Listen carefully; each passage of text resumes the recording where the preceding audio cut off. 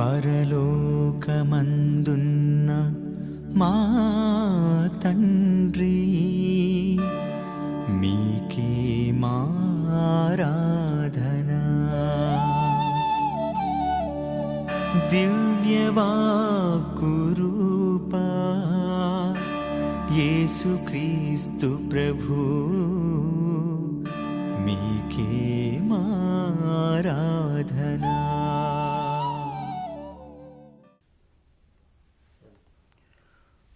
పితా పుత్ర పవిత్ర ఆత్మ నామమున ఆమేన్. ప్రియ సహోదరి సహోదరులారా, ఈరోజు మనం ధ్యానించుకోబోయే అంశం వాస్తవాన్ని కాదు, దేవుని వాగ్దానాన్ని నమ్మాలి. వాస్తవం ఏదైనా కావచ్చు. పరిశుద్ధ గ్రంథములో దేవుని వాగ్దానాలు ఎన్నో ఉన్నాయి. ఆ వాగ్దానాన్ని మనం నమ్మితే చాలు. నేను పెట్టుకున్న ఈ వాచ్ నాది అని చెప్తాను. నేను ధరించిన ఈ వస్త్రం నా సొంతది అని చెప్పుకుంటాను. నేను ఉపయోగించే సెల్ ఫోన్ ఇది నాది, నా సొంతం అని చెప్పుకుంటాము. అదేవిధంగా ఈ పరిశుద్ధ గ్రంథం, నేను కొనుగోలు చేసిన ఈ పరిశుద్ధ గ్రంథం నాది అని నేను చెప్పినప్పుడు ఈ పరిశుద్ధ గ్రంథంలో ఉన్న ప్రతి వాగ్దానం కూడా నాది అని నేను నమ్ముతున్నాను. మరి ఎంతమంది ఈ పరిశుద్ధ గ్రంథాన్ని ఎత్తిపట్టి ప్రార్థన చేస్తున్నారు? ఎంతమంది ఈ పరిశుద్ధ గ్రంథంలో ఉన్న వాగ్దానాలు దేవుడిచ్చిన వాగ్దానాలు, అవి నా కోసము ఆయన ఇచ్చిన వాగ్దానాలని నమ్ముతున్నారో ఒక్కసారి ఆత్మ పరిశీలన చేసుకోండి. ఇర్మియా గ్రంథం 1వ అధ్యాయం 7వ వచనంలో దేవుడు ఇర్మియాతో మాట్లాడుతున్నాడు. ఇర్మియా చిన్న వయసులో ఉండగా దేవుడు ఇర్మియాతో అంటున్నాడు, నీవు మాతృగర్భమున రూపొందక మునిపే నేను నిన్ను ఎన్నుకున్నాను, నా పరిచర్య కోసం నిన్ను వినియోగించుకోబోతున్నాను అని చెప్పినప్పుడు ఇర్మియా అంటున్నాడు, దేవా నేను చిన్నవాణ్ణి, మాట్లాడే శక్తి నాకు లేదు, మాట్లాడే ధైర్యం నాకు లేదు అని అన్నప్పుడు 7వ వచనంలో ఆయన అంటున్నాడు, నేను నీకు తోడుగా ఉంటాను. నేను నీకు తోడుగా ఉంటాను అనేది దేవుని యొక్క వాగ్దానం. ఇర్మియా ప్రవక్తకు దేవుడిచ్చిన వాగ్దానం. దేవుడు ఆ వాగ్దానాన్ని నెరవేర్చాడు. ఇర్మియా ప్రవక్త జీవితాంతం దేవుని వాక్యాన్ని ప్రవచించాడు. ఏ వాక్యాన్ని ప్రజలకు ప్రవచించాడో ఆ వాక్యానాన్ని నిజము అని దేవుడు నిరూపించాడు. ప్రియ సహోదరి సహోదరులారా, మరి పరిశుద్ధ గ్రంథంలో ఎన్నో వాగ్దానాలు, ఏ ఒక్క వాగ్దానం మనం నమ్మినా కూడా మనం దేవుని యొక్క దీవెనలు అపారంగా మనం పొందుకుంటాం. కీర్తనల గ్రంథం 2వ అధ్యాయం 8వ వచనం పలుకుతూ ఉంది, నన్ను అడుగుము, నేను జాతులనెల్లా నీకు ధారాదత్తము చేసేదను, ఈ భూమండలములెల్లా నీకు స్వాధీనం చేసేదను అని దేవుడు దావీదు మహారాజుతో ఇచ్చిన వాగ్దానం. ఆ వాగ్దానాన్ని దావీదు మహారాజు జీవితంలో నెరవేర్చాడు. అయితే ఈ వాగ్దానం మనం విన్నప్పుడు మనం అనుకుంటూ ఉండవచ్చు, ఈ వాగ్దానం దేవుడు దావీదు మహారాజుకి ఇచ్చిన వాగ్దానం కదా, నాకేంటి అని అనుకుంటూ ఉండవచ్చు.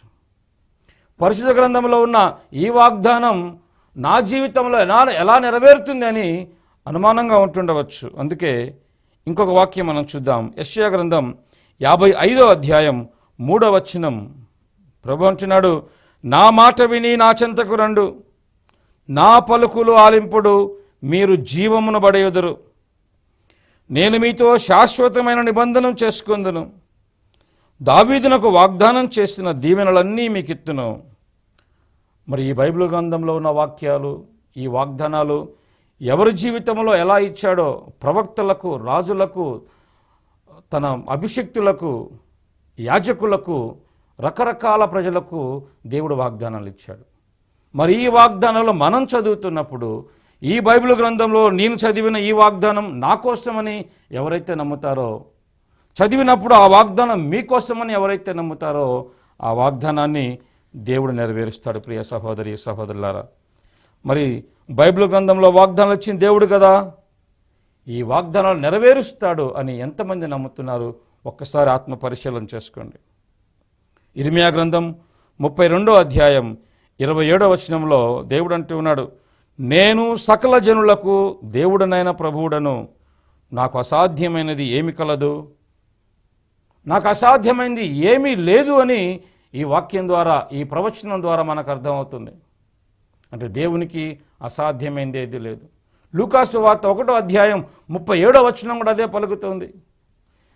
దేవునికి అసాధ్యమైనది ఏదీ లేదు అని ఈ వాగ్దానం ప్రియ సహోదరి సహోదరులారా మనం అర్థం చేసుకోవాలి. దేవునికి అసాధ్యమైనది ఈ లోకంలో ఏదీ లేదు.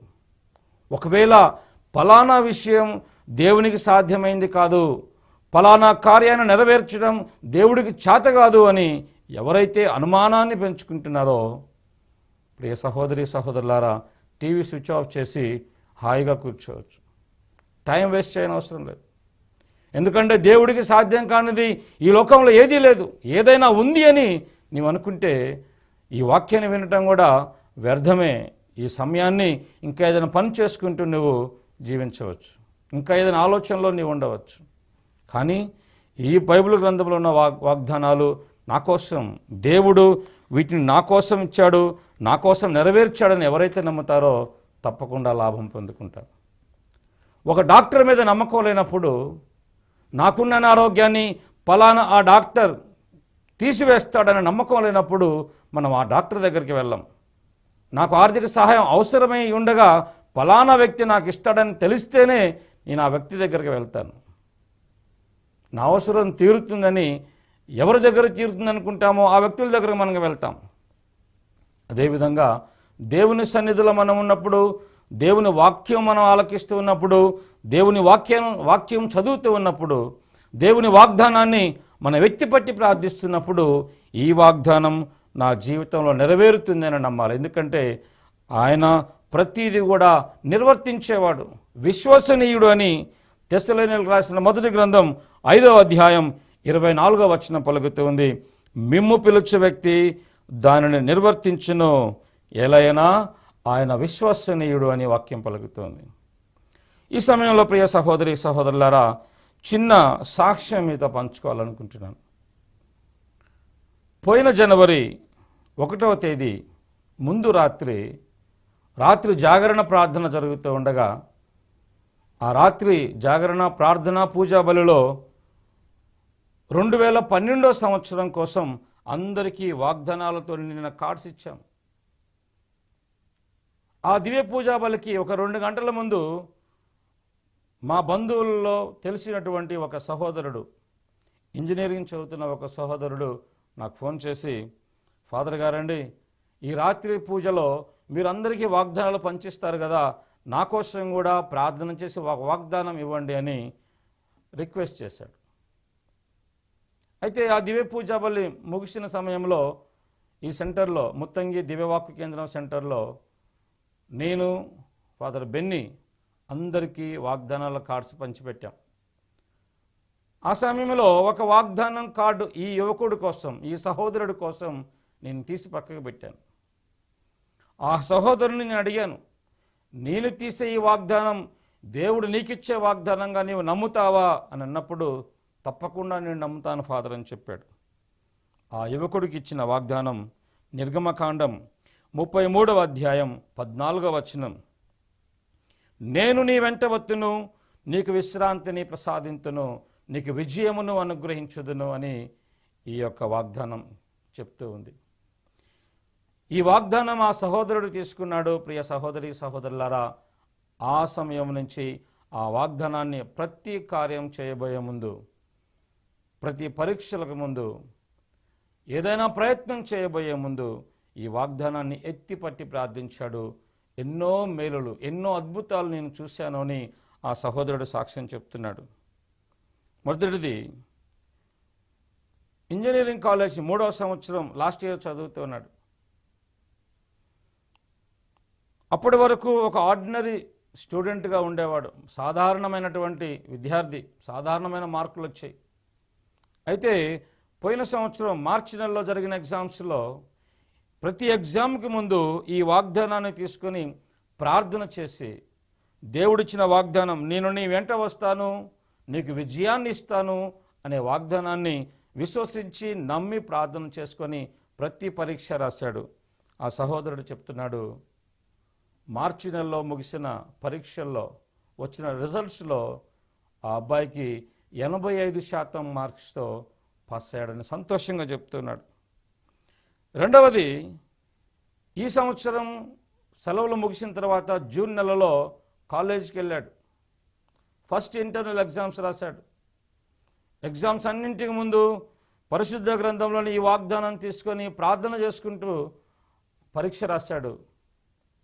రిజల్ట్ ఘనంగా వచ్చింది. ఆ అబ్బాయి, ఆ సహోదరుడు ప్రార్థన చేసి ఫోన్ చేసి చెప్తున్నాడు, ఫాదర్ గారండి, ఈ ఫస్ట్ ఇంటర్నల్ ఫస్ట్ ఇంటర్నల్ ఎగ్జామ్స్లో నాకు 95% మార్కులు వచ్చాయని సంతోషంగా చెప్తున్నాడు. ఆ సబ్జెక్టులో ఇంజనీరింగ్ కాలేజీలో 95% మార్క్స్ రావటం ఇంపాసిబుల్. అదే కాకుండా ఒక సాధారణమైనటువంటి స్టూడెంట్, మామూలు తెలివితేటలు పొందుకున్నటువంటి స్టూడెంట్ ఎప్పుడైతే ఈ వాగ్దానాన్ని ఎత్తిపట్టి ప్రార్థిస్తున్నాడో ఆ సబ్జెక్ట్ స్టూడెంట్స్ అందరిలో కూడా ఉన్నతమైన మార్క్స్ పొందుకుంటున్నాడు. 95% మార్క్స్తో పాస్ అయ్యారని సంతోషంగా చెప్తున్నాడు. ప్రియ సహోదరి సహోదరులారా, మనం చదివే ప్రతి వాగ్దానం ఇది నా కోసం అని ఎవరమైతే నమ్ముతామో వారి జీవితంలో గొప్ప కార్యాలు యేసు ప్రభు చేస్తాడు. సంఖ్యాకాండం 13వ అధ్యాయం మనం చదివితే దేవుని వాగ్దానాన్ని నమ్మినటువంటి వారి జీవితంలో ఎలా లాభం పొందుకుంటారు, దేవుని వాగ్దానాన్ని నమ్మకపోతే ఎలా నష్టపోతారో చక్కగా వివరించబడింది. 13వ అధ్యాయం 1-2 వచనాలు చదువుదాం.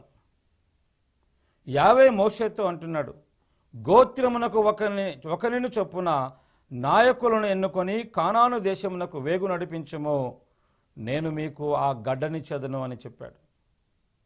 ఇది దేవుని వాగ్దానం. మోషే ద్వారా ఇజ్రాయేల్ ప్రజలకు దేవుడిచ్చిన వాగ్దానం. వేగు నడిపించు, ఆ ప్రాంతాన్ని, ఆ కానాను ప్రదేశాన్ని, పాలు తేనెలు జాలువారే ఆ ప్రాంతాన్ని నేను మీకోసం ఇస్తాను అని చెప్పి దేవుడు వాగ్దానం చేస్తున్నాడు. ఆ తర్వాత మోషే ప్రతి గోత్రం నుంచి 12 గోత్రముల నుంచి ఒక్కొక్క నాయకుడిని ఎన్నుకొని కానాను ప్రదేశానికి వేగు నడపడం కోసం పంపించాడు. ప్రియ సహోదరి సహోదరులారా, ఈ 12 మంది కానాను దేశంలో వేగు జరపడం కోసం వెళ్ళారు. అక్కడికి వెళ్ళిన పరిస్థితులు వాళ్ళు చూశారు. 23వ వచనం చూస్తున్నాం. ఆ వేగువాండ్రు ఎష్కోలోయ చేరుకొనిరి. అక్కడ పెద్ద గుత్తి గల ద్రాక్ష కొమ్మను ఒక దానిని తెగ నరికి ఆ గుత్తిని 2 మనుజులు కర్ర మీద మోసుకొని దాని పండ్లను, అంజూరు పండ్లను కూడా కోసుకొని పోయారు. అంటే ఒక్క గుత్తి, ద్రాక్ష గుత్తిని 2 కర్ర మీద మోసుకొని పోతున్నారంటే ఆ పంట ఎంత మంచిగా పండుతుందో అర్థమవుతూ ఉంది. అంటే అది సారవంతమైన క్షేత్రం అని వాళ్ళు చూశారు. 27వ వచనం చూస్తే వాళ్ళు తిరిగి వచ్చిన తర్వాత మోషేకు రిపోర్ట్ చేస్తున్నారు. ఏమని? గూఢచారులు చెప్పిరి, మీరు పంపిన దేశమునకు మేము వెళుతిమి, అది పాలు తేనెలు జాలువారు భూమి, ఇవిగో అక్కడ పండిన పండ్లు కూడా చెడుడు, కానీ అచ్చట నివసించే ప్రజలు మహాబలవంతులు, వారి పట్టణములు చాలా పెద్దవి, సురక్షితములు కూడా, పైపెచ్చు అచ్చట రాక్షసులను కూడా చూచితిమి. ఇది వాస్తవం ప్రియ సహోదరి సహోదరులారా. ఆ పట్టణాలన్నీ కూడా సురక్షితంగా ఉన్నాయి. రాక్షసుల్లాగా పెద్ద ఆకారం కలిగిన మనుషులు ఉన్నారు. వాస్తవం ఏంటి అంటే ఇజ్రాయేల్ ప్రజలు వాళ్ళని ఓడించే పరిస్థితి లేదు. వాళ్ళని ఓడించడం అసాధ్యం, భయపడ్డారు. 31వ వచనంలో మనం చూస్తే అర్థమవుతుంది. వేగువాండ్రు అంటున్నారు, మనం ఆ ప్రజలను జయించలేము, వారు మనకంటే బలవంతులు, వారు తాము చూచి వచ్చిన దేశం మంచిది కాదని రుజువు చేయుటకై ఏమేమో నెపములు చెప్పసాగిరి. ఆ దేశంలో వసించు వారికి చాలనంత పంట కూడా లేదని చెప్తున్నారు, మేము అచ్చట రాక్షసులను చూచితిమి అని ఆ వేగువాండ్రు మోషేతో చెప్తున్నారు. అది వాస్తవ పరిస్థితి. మహాబలకాయులు, భేదింప సాధ్యం కానటువంటి పట్టణాలు ఉన్నాయి, వాటిని మనం జయించలేము అని చెప్పినప్పుడు ప్రియ సహోదరి సహోదరులారా, ఆ 12 మందిలో ఒకడైనటువంటి కాలేబు అంటున్నాడు. కాలేబు మోషే చెంతకు వచ్చిన వేగువాండ్రతో ఏకీభవింపక 30వ వచనం చూస్తున్నాం. వెంటనే మనము ఆ దేశం మీదకి దండెత్తిపోవలను, దానిని తప్పక జయించగలము. మిగతా వేగువాండ్రేమో భయపడి దాన్ని మనం జయించలేము, మనం ఆక్రమించుకోలేము అంటున్నప్పుడు ఈ కాలేబు యెహోషువ మాత్రము 1-2 వచనాల్లో దేవుడిచ్చిన వాగ్దానాన్ని చూసి మనం తప్పకుండా ఆ పట్టణాల్లో జయించగలుగుతాము, మనం ఇప్పుడే వెళ్ళాలి, ఆ పట్టణాలను మనం ఆక్రమించుకోవాలి అని అంటున్నారు. 14వ అధ్యాయం సంఖ్యాకాండం మనం చూస్తే 6-7 వచనాల్లో వేగు నడిపి వచ్చిన నూను కుమారుడు యెహోషువ, యెఫున్నె కుమారుడు కాలేబు కట్టుబట్టలు చేర్చుకొనిరి. వారు ప్రజలతో అంటున్నారు, మేము చూచి వచ్చిన నేల చాలా మంచిది, యావేకు దయగలిగినచో మనల్ని అచ్చడికి కొనిపోయి ఆ నేలను మన వశం చేయును, అది పాలు తేనెలు జాలువారు నేల. ప్రియ సహోదరి సహోదరులారా, యెహోషువ కాలేబు మాత్రం గట్టిగా నమ్ముతున్నారు, దేవుడు వాగ్దానం ఇచ్చాడు కాబట్టి పరిస్థితి ఎలా ఉన్నా సరే ఆ నగరాలను ఆ దేశాన్ని మనం ఈజీగా ఆక్రమించుకుంటాం, దేవుడికి దయగలిగితే దానిని ఆయన మనకిస్తాడు.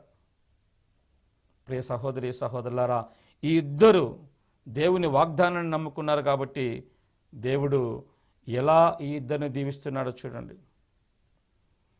14వ అధ్యాయం సంఖ్యాకాండంలో, నేను మీకు భుక్తము చేయదునన్న గడ్డపై కాలేబు యెహోషువ తప్ప మరెవ్వరూ కాలు మోపరు. అదేవిధంగా 38వ వచనం చూస్తూ ఉన్నాం, వేగు నడిపిన వారిలో యెహోషువ కాలేబు మాత్రమే ప్రాణములతో బతికిరి. 12 మంది వేగు నడిపారు, కానీ 12 మందిలో కాలేబు యెహోషువ దేవుని వాగ్దానాన్ని నమ్మారు కాబట్టి వాళ్ళు మాత్రమే జీవంతో బతికారు, ఆ వాగ్దానం చేసిన గడ్డకు చేరుకోగలిగారు. మిగతా వాళ్ళందరూ కూడా చచ్చారని చూస్తున్నాం. ఎలా చచ్చారు? 37వ వచనంలో, కనుక ప్రభు ఆ వేగువాండ్రను రోగముతో నాశనం చేసెను. 23వ వచనం చూస్తే మనకు అర్థమవుతుంది, దేవుడు అంటున్నాడు, కనుక వీరిలో ఒక్కడును నేను పితరులకు వాగ్దానం చేసిన నేలను చేరుకొనరు, నా ఆజ్ఞను త్రోసిన వారెవ్వరూ ఆ గడ్డను కంటితో చూడరు, నా సేవకుడు కాలేబు మాత్రము వారి వంటి వాడు కాదు అని దేవుడు అంటున్నాడు. వాగ్దానాన్ని నమ్మిన వాళ్ళు దేవుడిచ్చిన వాగ్దానాన్ని నెరవేర్చుకోగలిగారు, దేవుడు వాగ్దానం చేసిన ఆ కానాను ప్రదేశానికి చేరుకోగలిగారు, సురక్షితంగా ఉండగలిగారు. ఎవరైతే దేవుని వాగ్దానాన్ని విస్మరించారో, ఆయన ఆజ్ఞలను పాటించకుండా జీవించారో వారందరూ రోగాలతో చచ్చారని వాక్యం పలుకుతుంది. ప్రియ సహోదరి సహోదరులారా, రాజుల 2వ గ్రంథం 7వ అధ్యాయంలో ఇంకొక ఉదాహరణ ఈ విషయాన్ని బలపరుస్తుంది. ప్రియ సహోదరి సహోదరులారా, 7వ అధ్యాయం 1వ వచనం చూస్తే ఎలీషా ప్రవక్త ద్వారా ఆ రాజుకి దేవుడు ఒక వాగ్దానం వినిపిస్తూ ఉన్నాడు. ఎలీషా రాజుతో, ప్రభువు సందేశమును వినుము, రేపీ పాటికే సమారియా అంగడిలో 10 మానికల మంచి గోధుమలను 1 వెండి కాసుకు అమ్మెదరు, 20 మానికల యవలను 1 వెండి నాణెమునకు అమ్మెదరు అనెను. ఎలీషా ప్రవక్త ద్వారా దేవుడు మాట్లాడుతూ ఉన్నాడు. అక్కడ వాస్తవ పరిస్థితి ఏంటి అంటే, ఆ రాజ్యంలో కరువు వ్యాపించింది, కనీసం తినడానికి కూడా తిండి దొరకటం లేదు. ఆ సమయంలో ఎలీషా ప్రవక్త రాజుతో అంటున్నాడు, పంటలు లేవు, వర్షాలు లేవు, కానీ దేవుడు ఇచ్చిన సందేశాన్ని వినిపిస్తున్నారు. ఆ సమయంలో రాజు అంగరక్షకుడు అంటున్నాడు. 2వ వచనం చూద్దాం, ప్రభువు వెంటనే వాన కురియించినను నీవు చెప్పినంత చౌకగా ధాన్యం అమ్ముడుపోదు అన్నాడు. అంటే ప్రవక్త ద్వారా దేవుడిచ్చిన వాగ్దానాన్ని రాజు అంగరక్షకుడు నమ్మటం లేదు. ఇది అసాధ్యం, ఇంపాసిబుల్. ఇప్పటికిప్పుడు వర్షం పడి పంటలు పండినా కూడా రేపటికి ఇది సాధ్యం కానటువంటి వాగ్దానం, సాధ్యం కానటువంటి దేవుని యొక్క ప్రవచనమని ఆ అంగరక్షకుడు అన్నప్పుడు ఎలీషా ప్రవక్త చెప్తున్నాడు, నీ కంటితోనే చూతువు గాని నీవు మాత్రము ఆ ధాన్యముతో వండిన భోజనమును ముట్టుకోజాలవు అని ప్రవక్త ప్రవచించాడు. చూడండి ప్రియ సహోదరి సహోదరులారా, ఆ పట్టణములో సమారియా పట్టణం అంతా కరువు వ్యాపించి ఉండగా ఆ పట్టణమునికి వెలుపల ద్వారం దగ్గర బయట నిలుచున్నటువంటి 4 కుష్ఠరోగులు తమలో తాము అనుకుంటున్నారు, మనం ఈ సమయంలో నగరంలో ప్రవేశించినా అక్కడ తిండి దొరకక చచ్చిపోతాం, ఇక్కడ బయట ఉన్నా కూడా మనకేమీ ఆహారం లేక చచ్చిపోతాం. అందుకే దగ్గరలో ఉన్న సిరియా సైన్యం విడిది చేసినటువంటి ఆ క్యాంపు దగ్గరికి మనం వెళ్తే కనీసం మనకు తినడానికి తిండి దొరుకుతుందేమో, లేకపోతే అక్కడే చద్దాం, వాళ్ళ చేతుల్లో చద్దాం. ఇక్కడ కరువు ఆకలితో చావటం కంటే అక్కడ శత్రువు చేతిలో చావటం మేలు అని చెప్పి ఈ 4 కుష్ఠరోగులు వెళ్ళారు. ప్రియ సహోదరి సహోదరులారా, ఎప్పుడైతే వీళ్ళు అలా నిర్ణయించుకుని వెళ్ళారో అక్కడ వాస్తవ పరిస్థితి ఎలా ఉందో చూద్దాం. ప్రభువు సిరియనులను రథములతో గుర్రములతో వచ్చు మహాసైన్యనాదం వంటి ధ్వని వినపడినట్లు చేశాను. ఆ శబ్దమును విని సిరియనులు ఇజ్రాయెల్ రాజుతో, హత్తీయ రాజులతో, ఐగుప్తు రాజులతో తమ మీద పడుచున్నాడు కాబోలు అని కలవరపడి అక్కడి నుంచి తప్పించుకొని పోయారు. వాళ్ళు చేసిన విడుదల గూడారాలన్నీ విడిచిపెట్టి సైన్యమంతా రాజుతో సహా పారిపోతున్నారు. అలాంటి గొప్ప శబ్దాన్ని దేవుడు క్రియేట్ చేసి వాళ్ళు వినేటట్లుగా చేశాడు. చూడండి, ప్రవక్త ద్వారా దేవుడు చేసిన వాగ్దానాన్ని ఆయన ఎలా నెరవేరుస్తున్నాడో. ఆ మహాసైన్యమంతా పారిపోయింది. వాళ్ళు అలా పారిపోయారో లేదో 4 కుష్ఠరోగులు ఆ గూడాలలో ప్రవేశించారు. తినుబండారాలు విస్తారంగా ఉన్నాయి. గుర్రాలు, రథాలు అక్కడ విడిచిపెట్టి పారిపోయారు. వాళ్ళు తృప్తిగా భుజించిన తర్వాత నగరానికి తిరిగి వచ్చేవారు. ఆ యొక్క సందేశాన్ని నగర ప్రజలకు వినిపించారు. ఆ ప్రజలందరూ కూడా దీన్ని తీసుకోవడానికి నగరం బయటికి వచ్చే సమయంలో నగర ద్వారం దగ్గర రాజు అంగరక్షకుడు కాపలా ఉన్నాడు. ఈ ప్రజలందరూ గొప్ప సమూహంగా ఆ ప్రధాన ద్వారం గుండా బయటికి వస్తున్నప్పుడు ఈ అంగరక్షకుడిని కాళ్ళతో తొక్కుకుంటూ వెళ్ళిపోయారు. అంగరక్షకుడు చచ్చాడు. ప్రవక్త చెప్పాడు, రేపు ఈ పాటికి అది నెరవేరుతుంది, కానీ నీ కళ్ళతో చూస్తావు, కానీ ఆ వండినటువంటి ఆహారాన్ని నువ్వు మాత్రం తినలేవు అన్నాడు. అలానే జరిగింది. అంగరక్షకుడు అందరి ద్వారా త్రొక్కివేయబడి చచ్చిపోయినట్లుగా వాక్యం చూస్తూ ఉన్నాం. దేవుని వాగ్దానాన్ని నమ్మితే మేలును పొందుకుంటాం, దేవుని వాగ్దానాన్ని నమ్మకపోతే నశించిపోతామన్నదానికి ఈ 2 బైబిల్ ఉదాహరణలు మనకు కనిపిస్తున్నాయి. ప్రియ సహోదరి సహోదరులారా, ప్రార్థన చేసుకుందాం. మా ప్రియ పరలోక తండ్రి, మీరు మాకిచ్చిన వాగ్దానాన్ని ఈ సమయంలో ఎత్తిపట్టి ప్రార్థన చేస్తున్నాం. స్వస్థతనిచ్చు యెహోవాను నేనే అని అంటున్నావు ప్రభువా. ఇది నీ వాగ్దానం. స్వస్థతనిచ్చే దేవుడు నీవే అని నమ్మినటువంటి బిడ్డల జీవితంలో గొప్ప కార్యంలో జరిపించమని అడుగుతున్నాం. ఎవరెవరైతే అనారోగ్యంతో బాధపడుతున్నారో స్వస్థపరచు యెహోవా నీవై ఉండగా నీ యందు విశ్వాసం ఉంచినటువంటి బిడ్డల జీవితంలో గొప్ప కార్యములు జరిపించమని అడుగుతున్నాం. ఆర్థిక పరిస్థితుల్లో బాగాలేక కొట్టుమెట్టాడుతున్నటువంటి వీరి జీవితంలో ప్రభువా మేలులు చేయమని అడుగుతున్నాం. పిల్లలు లేక బాధపడుతున్నటువంటి బిడ్డల జీవితంలో ప్రభువా అద్భుత కార్యం చేయమని ప్రార్థన చేస్తున్నాం. వీరి గర్భంలో తెరచి సంతానం అనుగ్రహించమని ప్రార్థన చేస్తున్నాం. ఈరోజు వాక్యం వింటున్న ప్రతి ఒక్కరి జీవితంలో ప్రభువా గొప్ప కార్యములు జరిపించమని, నీవే నిజమైన దేవుడని గుర్తించేలాగున్నా, నీవే స్వస్థత ఇచ్చేవాడవు, నీవే విడుదలనిచ్చేవాడవు, సమృద్ధినిచ్చేవాడవు నీవే అని వీళ్ళందరూ గుర్తించేలాగున గొప్ప కార్యములు జరిపించమని మా ప్రభువు క్రీస్తు ద్వారా మేము అడిగి వేడుకుంటున్నాం తండ్రి. ఆమెన్. పితా పుత్ర పవిత్ర ఆత్మ నామమున ఆమెన్. శుభవార్త ప్రేక్షకులందరికీ ఒక చిన్న మనవి చేస్తున్నాం. రాష్ట్ర నలుమూలల్లో కానివ్వండి, ఇతర రాష్ట్రాల్లో కానివ్వండి, విదేశాల్లో కానివ్వండి, చాలామంది బోధించే వాళ్ళు కావచ్చు, టీం మెంబర్స్ కావచ్చు, మేము ముత్తంగి నుంచి వస్తున్నామని చెప్తూ ఉన్నారట. ముత్తంగి కేంద్రం నుంచి వస్తున్నామని చాలామంది చెప్పుకుంటూ వాక్యం బోధించడానికి వెళ్తూ ఉన్నారు. చాలా గ్రామాలలో, చాలా స్థలాలలో డబ్బులు వసూలు చేస్తూ ఉన్నారు ముత్తంగి పేరు చెప్పి. అందుకే మీకు అందరికీ ఒక చిన్న విన్నపం చేస్తున్నాం. ముత్తంగి కేంద్రంలో 4 ఫాదర్లు ఉన్నారు. ఫాదర్ బెన్నీ డైరెక్టర్, నేను ఫాదర్ సతీష్ ఇక్కడ ప్రోగ్రామ్ కోఆర్డినేటర్ని, ఫాదర్ సూసై ఇక్కడ అడ్మినిస్ట్రేటర్గా ఉంటున్నారు, ఫాదర్ రవికుమార్ రెడ్డి ఇక్కడ స్టాఫ్ మెంబర్లో ఒకరు. ఈ 4 ఫాదర్లలో ఏ ఒక్క ఫాదర్ ఏ టీంలో లేకపోయినా ఆ టీం ముత్తంగి నుంచి వచ్చిన టీం కాదు. మీ వాక్యం బోధించడానికి వెళ్ళినప్పుడు ఏ టీంలోనైనా సరే ఈ 4లో ఏ ఒక్క ఫాదర్ లేకపోయినా అది ముత్తంగి టీం కాదని మీరు గ్రహించవలసిందిగా మనవి చేస్తున్నాం. ఎవరు కూడా ముత్తంగి పేరు చెప్పుకొని డబ్బులు అడిగినా, ముత్తంగి కోసం ఏదైనా సహాయం చేయమని అడిగినా దయచేసి ఈ నలుగురిలో ఏ ఒక్కరు లేకపోయినా మీరు వాళ్ళని స్వీకరించవద్దు. ముత్తంగి నుంచి వచ్చే వాళ్ళుగా వాళ్ళని స్వీకరించవద్దు అని మనవి చేస్తున్నాం.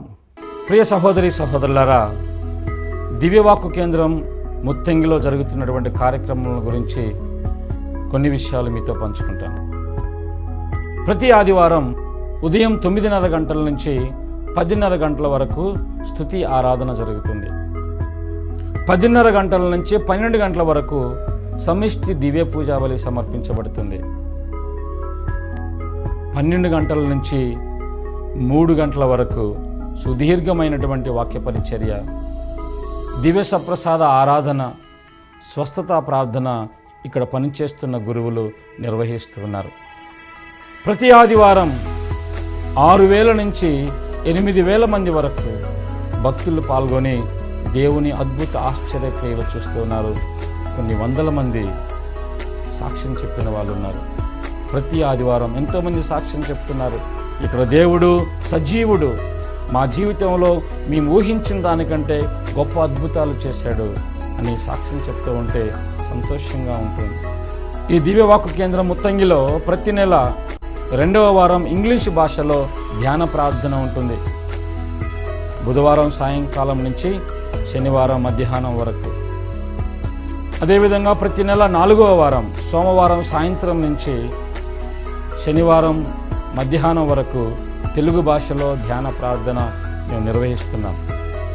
అదేవిధంగా ఈ దివ్యవాక్కు కేంద్రం ముత్తంగి నుంచి ప్రతి నెల మాసపత్రిక తెలుగు ఇంగ్లీష్ భాషల్లో మేము విడుదల చేస్తున్నాం.